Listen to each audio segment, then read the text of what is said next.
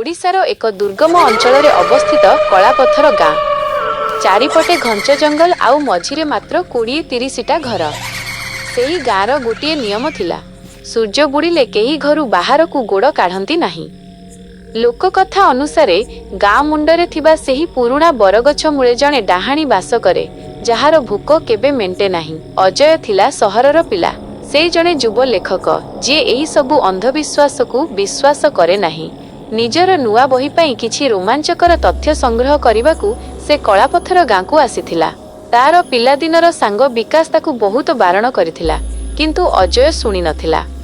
अजय जेउ दिन गाँरे पहुंचिला से दिन थिला मार्गशीर मासर कृष्णपक्ष चतुर्दशी।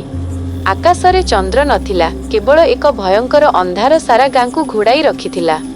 गाँर वयस्क व्यक्ति सनातन काका अजय को चेतावनी देई कहिले, बाबू आजी रातिटा भारी खराब। सुना जाए आजी राति रे से डाहाणी निजर शिकार खोजिबाकू बाहारे।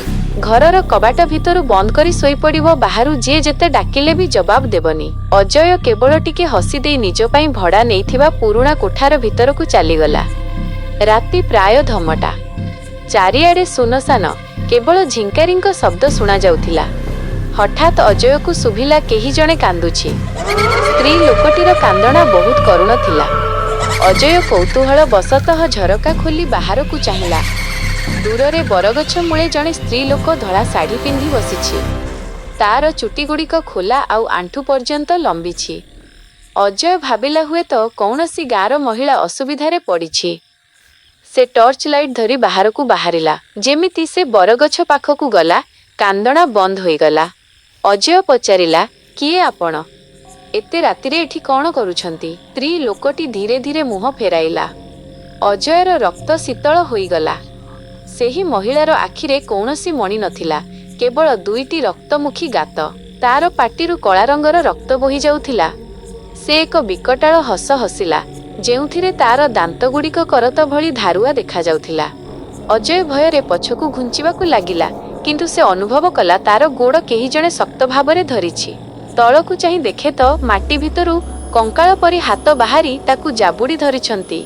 डाहाणीटी धीरे धीरे ता आड़कू भसा भसा अवस्थारे आसिला।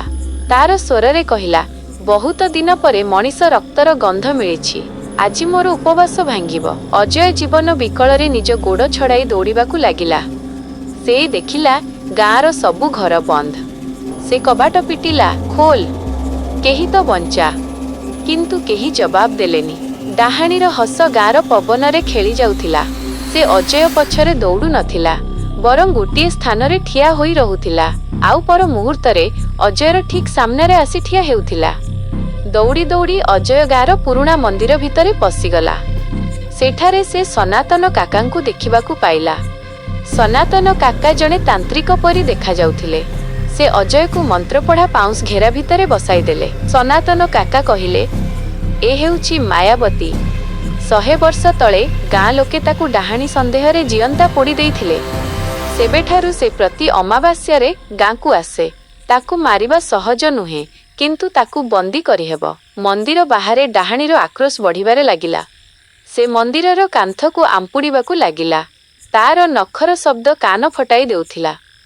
सनातन काका एक लुहा कंटा आउ गोटे पुरुणा आईना बाहर कले।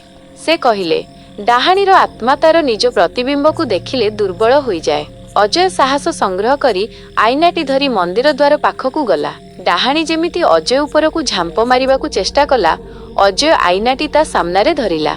निजर भयंकर रूप देखि डाहाणीटी चित्कार करिबाकू लागिला। सेही सुजोगरे सनातन काका मंत्र पढ़ा लुहा कंटाटी तार गोईठिरे पिटी देले।